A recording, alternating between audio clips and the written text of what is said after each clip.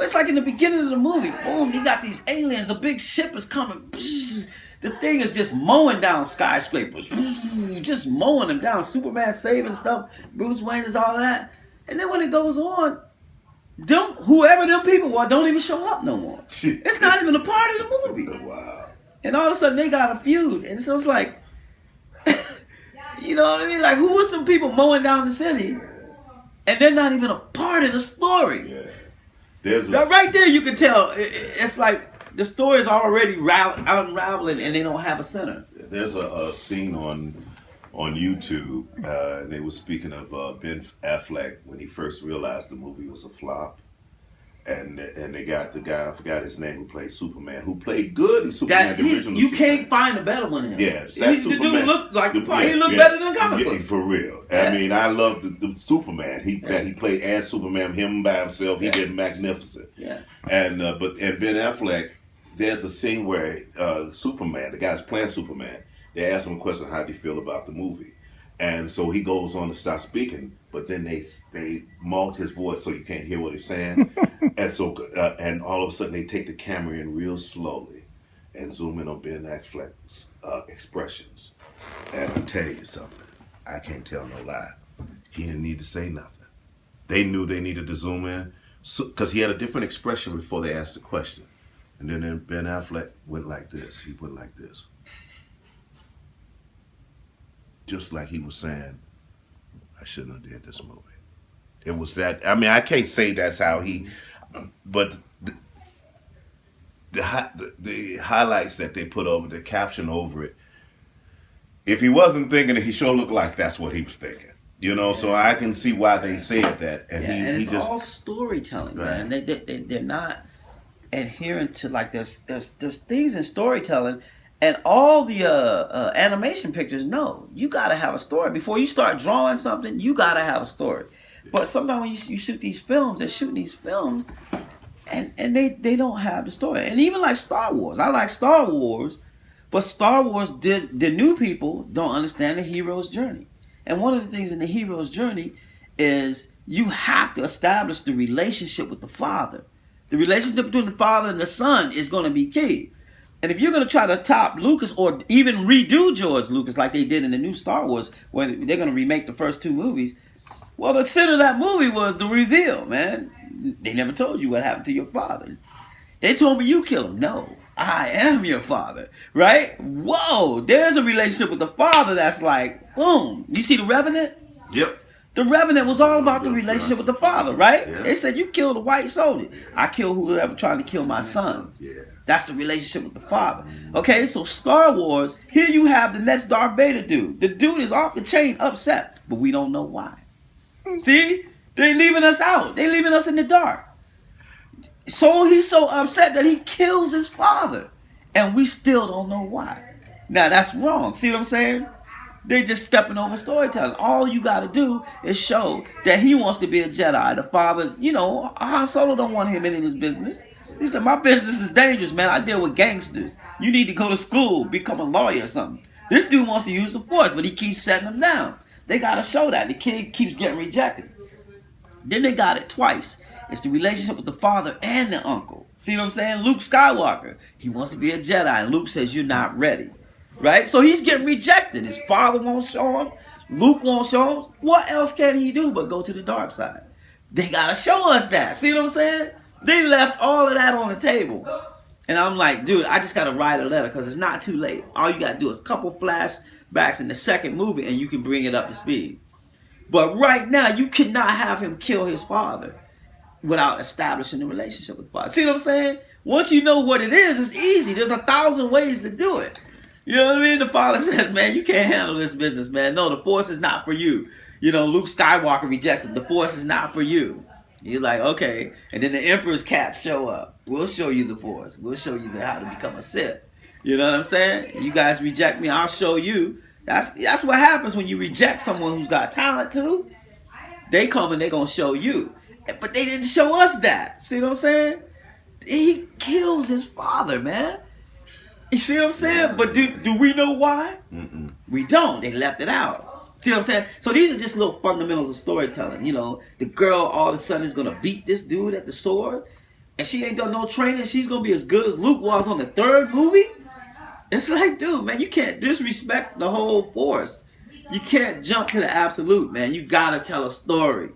Don't jump to the end. You know what, man? You were made to be a film director, producer, bro. Even an actor. You know why? Look how you just flowed with that story. It was not no break. And I'm serious. I'm telling you. I'm over here listening to you. And that's storytellers, man. I learned so much from people like you, man. Well, I mean, it's just like, I could see everything you just told me. A lot of people who like the movie, when I show it to them, I'm like, they're like, oh, yeah. And they said, you need to write the director. And that's what my brother said today. He said, yeah, these people that are making these movies, they're young. They're just young, man. Yeah. You know what I mean? But young is no excuse. Yeah. You got to be an old soul, man, when you do this stuff. Young is no excuse. When I say young, I think Clifford Brown. You need to know what you're doing. You can also go back to your Malachi.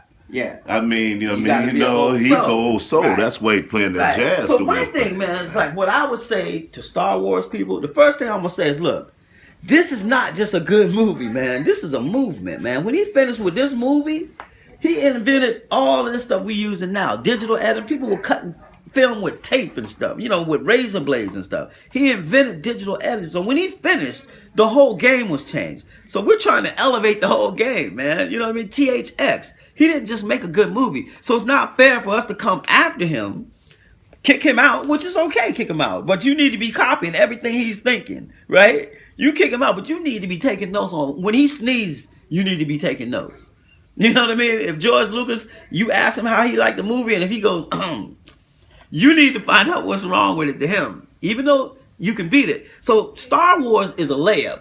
Star Wars is a free throw. You're going to get a billion hits, right? You're going to get that, right? But we're trying to slam dunk. See what I mean? We're not going for no layups here. You know what I mean? Yeah, exactly. You're trying to tell the hero's journey. That's what we're doing. Yeah.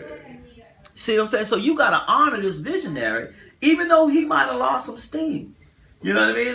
The first three, maybe he don't have the steam to do it.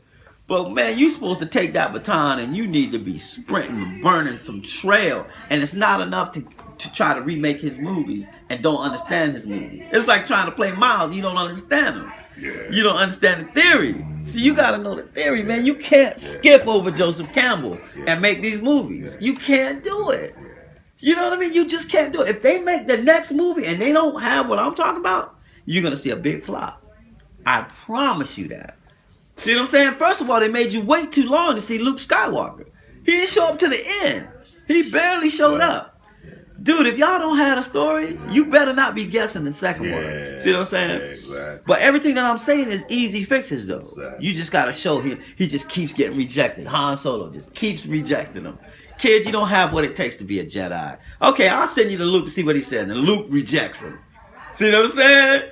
Oh, man. It's like a martial artist who got talent, man. If you don't hone him right, he's going to be a bully. You know what I mean? If you don't give him no say, he's going to be a bully. So this dude goes to the dark side. He meets Don King and the Sith Lords, and they're like, yo, dude, man, we'll hook you up. We'll give you some power. Yeah, your midi-chlorians is off the chart. I don't know what they're talking about.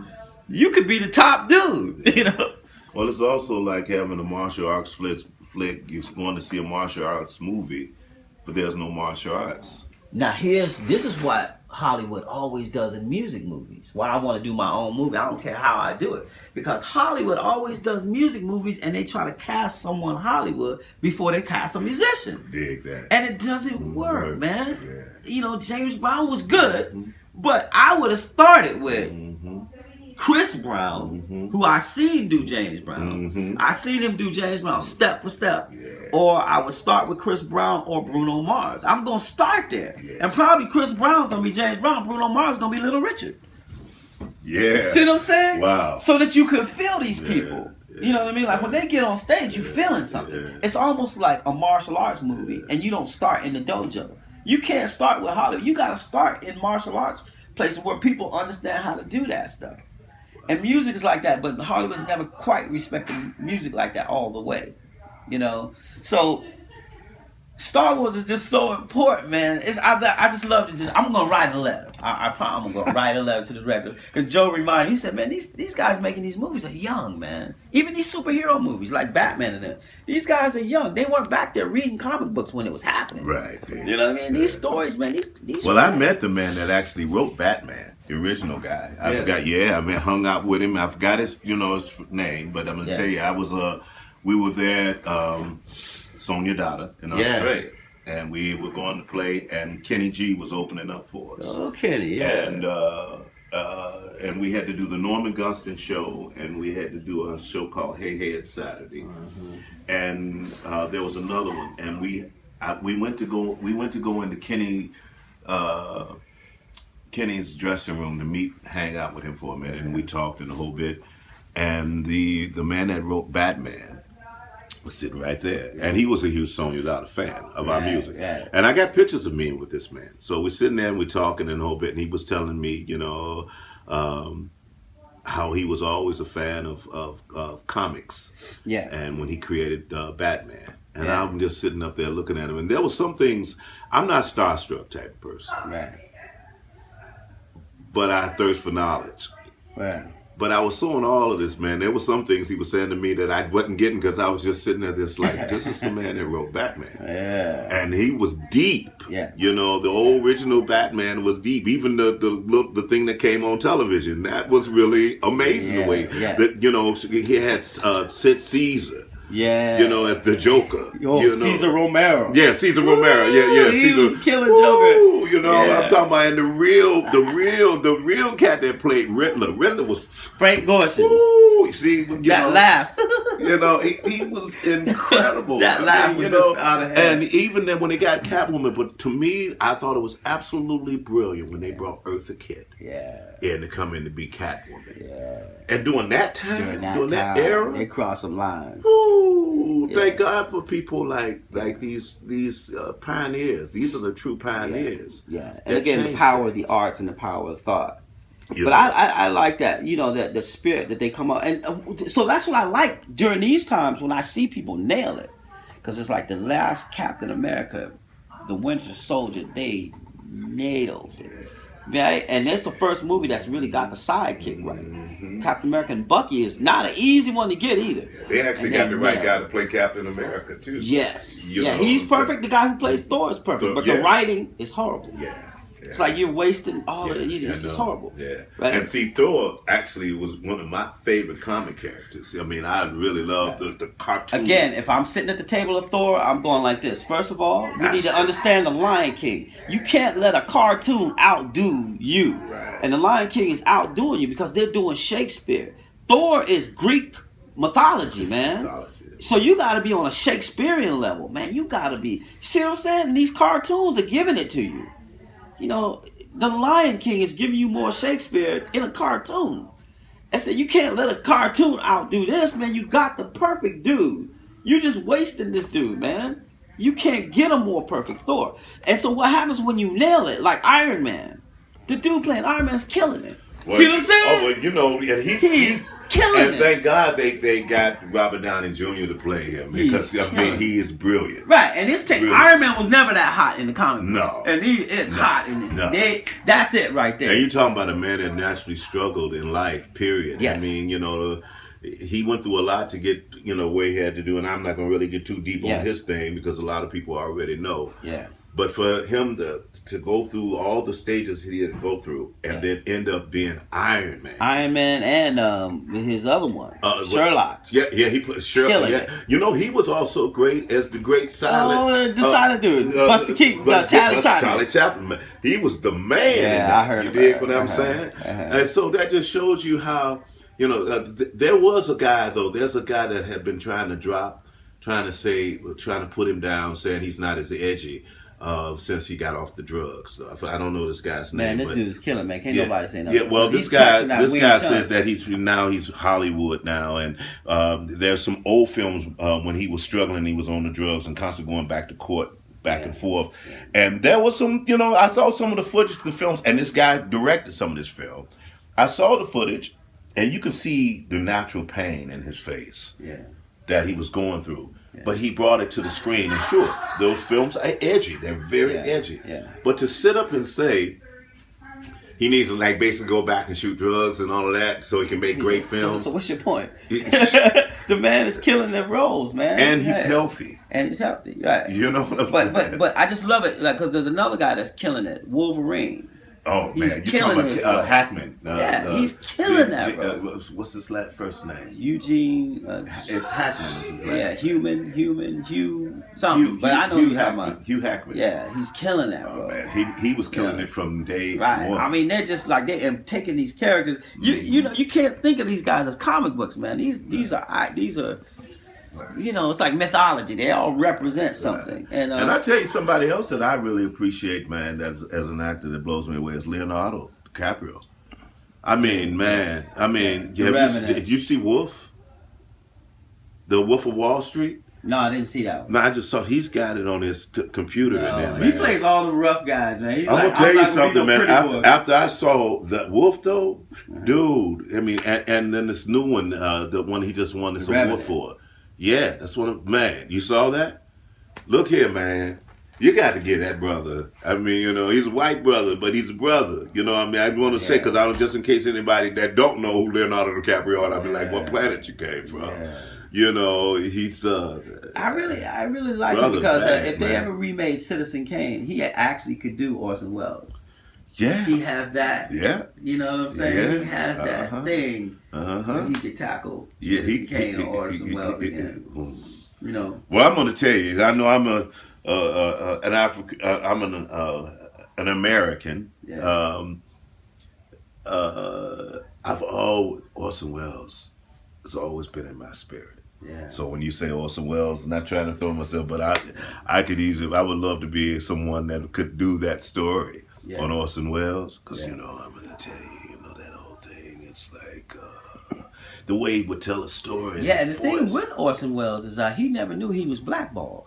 Yeah, I know. I don't think he knew it though. Isn't that something? He didn't know he was blackballed. Why was he blackballed? It was Hoover. Yeah, one of the FBI guys thought he was a communist leftist or something like that. And so they just didn't let him get his films done, and he was just depressed, man. Yeah, man. You know, and one of the reasons why I said blows me away why I don't think that it should be stereotyping nobody. I understand he was a white man, but he was, to me, he was just as black as anybody else because of his soul. Yeah. You know what I'm saying? And anytime when Hoover and them guys come after you, got to be something deep, than what it is for them they were blocking all his films. That's why he couldn't get nothing made. Well, when my brother Michael played Kingpin in Daredevil. Yeah. Now, see, Kingpin was supposed to be this big, giant white guy. Spider-Man.